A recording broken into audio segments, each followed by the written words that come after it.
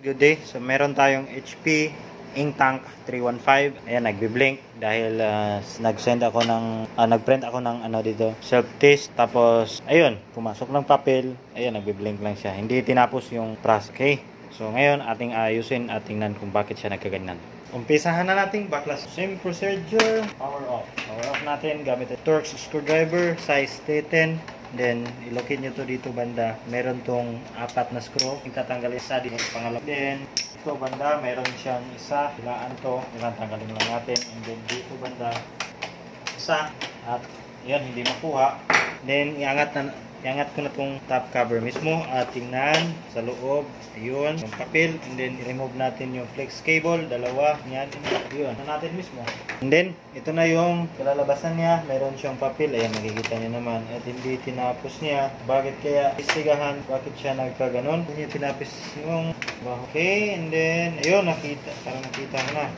Okay lang naman yung niya. Yung quality niya. Ayan, makikita niyo naman. Goods na goods. Meron lang problema dito banda. Ito. Okay. So, upon checking, double check ko. Dito banda, merong mga ink. Merong ink na nakakalat. At ang niya, problema hindi niya mapagalaw dahil yung mata dito sa sensor na to, meron siyang disc ay nabulag. Nagbulag ng ink. So, ngayon, nagka-error na ang kanyang reading. So, ngayon, lilinisan natin, baklasin at aayusin. I-correct natin. Okay? First thing first to do is remove some wires naka-attach dito sa mainboard. Yung tatanggalin is itong mainboard muna. Ayan.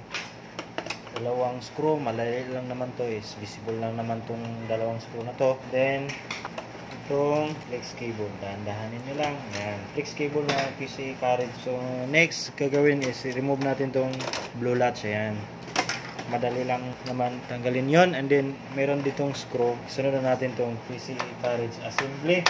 Yung assembly na to ay ating roll out dahil natin lilinisan ito banda sa may yun. So angat natin, wait, wire muna ilalim. Yan, so ito iangat natin to right okay. So ito na yung assembly niya, all goods naman. Tabi natin, sira pa natin yan. And then itong sensor na to, ito siya ang nagbibigay signal. Kalahata, tanggalin ko muna. Nagbibigay signal dito sa may shaft na to na paikutin para ang papel mahila niya. So ang problema niya, ito na yon. Ito meron na siyang mga ink yan sa gear ito. Ayan, itong sensor na to, ito yung mismong mata niya. Then yung input signal niya dito banda is nabulag. Ayan, i-focus natin. So ayun, makikita nyo naman mayroong madaming ink dyan. So lilinisan natin yan. Ayan, yan po ang dahilan kung bakit hindi niya matapos ma-print. So ito po yan guys, closer look sa ating hugasan. Ayan, so marami siyang ink dyan banda, dapat walang mga ink dyan. At saka yung encoder disc, ayan, yun ang sinasabi ko sa encoder disc na nabubulag na. Ayan, hindi mo na makikita na merong mga dyan, analog printed circuit yan, printed na mga lines. Ayan. So update ko lang kayo pag natapos na nating linisan. Okay, gagawin ko nito, babaklasin lahat, aalisin ang hindi pwedeng basain kasi babasain natin yan. And then pagkatapos mabasa, patuyuin at i-reassemble. Okay, linisan ko muna to, itong printer na to. Ayan, tuyo na ang ating binasa. Washingan natin yung small printer at ayun, mag-assemble na tayo. So ngayon, before natin i-check muna natin ito banda, set pag shaft na to, meron siyang sensor dito banda. Check natin or tingnan natin maganda pa ba ang kanyang kalagayan. Kung hindi, wala pa. Ito, angat natin. Yun, ito na to. Ito ang encoder disc tinatawag, so para makita ang ikot niya sa shaft na yon. So ito yung mismo reference niya. So ngayon, since ayun buta na or bulag pala sa Tagalog, ay papalitan natin to. Hanap muna ako ng parts na ikapalit natin. Ayun, meron na tayong nahanap. Hindi ito para sa kanya pero swak naman. Parehas lang naman sila ng size. At saka yung pinaka-importante naman dito is itong guhit-guhit dito banda sa taas. So wala nang paligo-ligo pa, i-assemble natin. Yun, lagay na natin ito. Makikita nyo naman dito banda siya naka-assign. So, paano nyo tinanggal? Yun din pagbalik. So, ibalik ko na. Kailangan sa yun. Then, cure natin ulit. Then, huwag kalimutan itong ayan. Then, kaya natin siya. Saka na natin ibalik yung PCE carriage. Ito yung PCE carriage assembly. Ito, wala naman tayong ginalaw dyan masyado. Then, ayan, sure siya. Malaw. Nakaraning na ito. Diba? Okay na siya. Natin itong wire. Then dyan. Then next is itong mainboard. Dito naman to. Ilagay na natin. Unahin nyo itong flex cable ng PCE carriage. Saka nyo isit in siya dito banda. Oy, may kulang pa tayo. So, tinanggal natin yung assembly, yung power supply muna natin. Ilagay, ibalik. Dahil dito siya banda. Ayan. Diba? Dito banda. So, kung mailagay nyo na to, hindi nyo to ma-access na dito banda sa ilalim. Kailangan ipalabas nyo muna itong wire. Ayan. Ito yung wire niya sa taas. So, ilagay lang muna natin dito para hindi mahila. So, ayun. Okay. Dito sa may likuran, yung power supply iset in natin.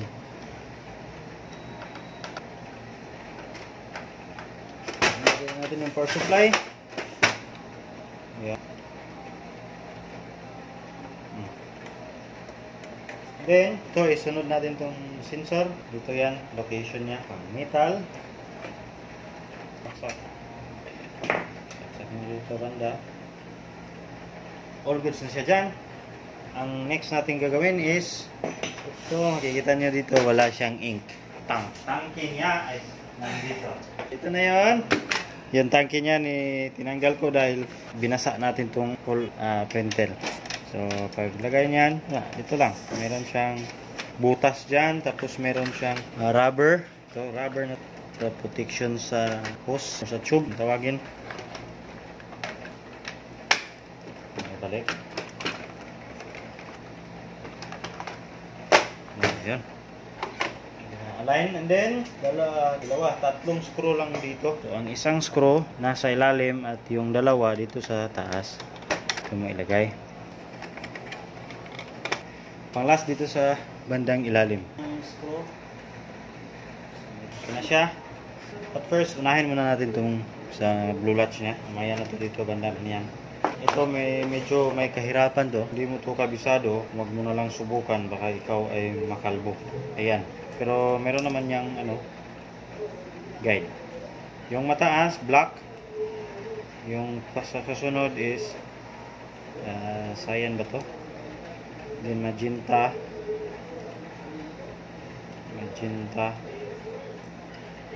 Ligtad, cyan. Cyan tapos magenta. Tapos yellow. Yung babalik ta rin ha. Yari kayo dyan. Yan. Sit in, meron naman yang pattern. Diba? Basta lagi mong tatandaan yung yellow na sa ilalim. Yung yellow na side nandun sa dito na side. Okay? Yung screw niya is hindi mahaba. Maliit lang. Para dito. Pwede naman mataas pero tatagos dito. So, yun. Sitin na natin. Mayroon kayang locking mechanism niya. Para hindi matatanggal. Yan. Lagyan nyo lang dyan. Diba? Okay na yan. Yung latch. So, yung sunod, ito dito banda. Ito, kita nyo naman to kamay ko. Diyan siya, meron screw. Para guide lang yan. And then, ito din, guide na hindi mahulog. Diba? Guide, and then, lock. Ready na po siya dyan. Pero, bago natin isalpak dyan, lagyan muna natin ng paano ba gagawin. So, meron akong gamitan tayo natin yan ng air purger na nag-DIY ako. Syringe, ito yung panghila natin sa kanyang stock. Is disposable to, isang gamit lang. Sa akin, washable. Yan, pwede natin magagamit. At yung silbing vacuum niya dito yan. Ginawa ko na lang ng syringe para washable. Ito, sukat talaga to dito. para mag-vacuum. Pang maintenance lang to. So, kailangan. Hindi mo naman kaya yung isa-isahin eh. Mahirapan ka. Dito sa akin, yan makikita nyo. Hilahin natin yung ink. Yan. Yan, kita nyo naman. Yan. So,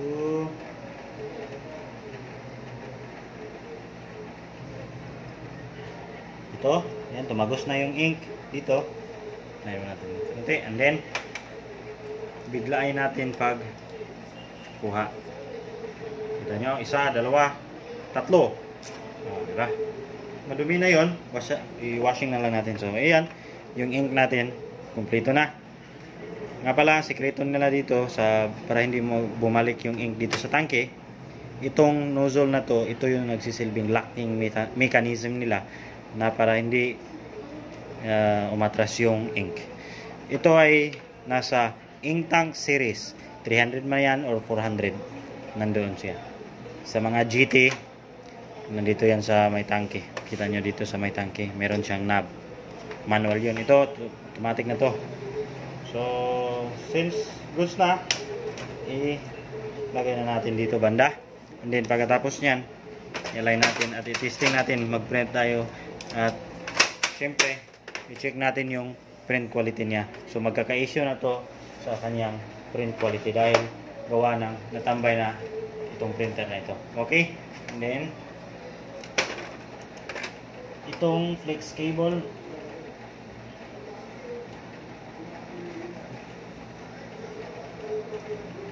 yan.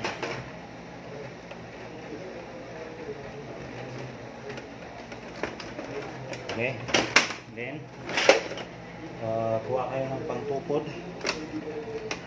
Ito, ang kalso nyo dyan, kalsuhan nyo para makita nyo sa ilalim at ang kanyang palagayan kung ano ang lagay niya ngayon para aware kayo na okay, power up.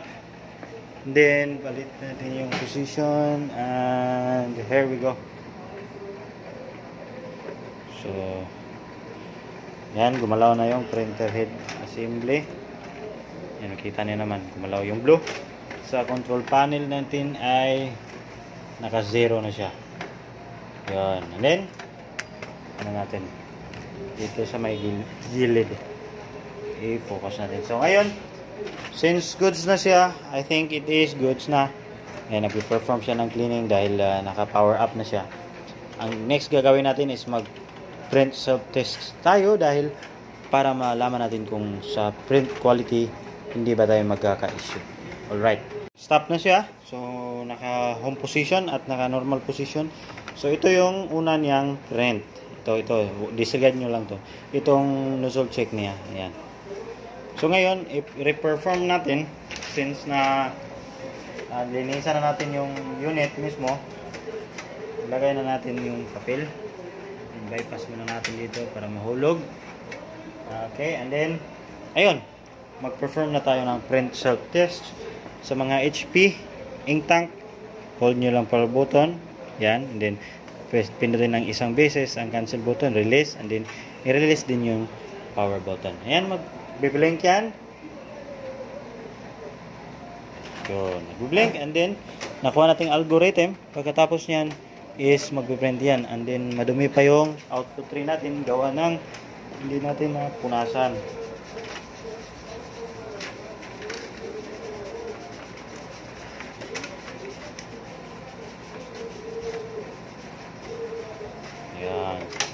So ngayon, nakapag-print na siya ng maayos. I-check natin kung ano ang resulta. Ang resulta niyan ay sana maganda. Yun, kita ko naman. Maganda. Alright.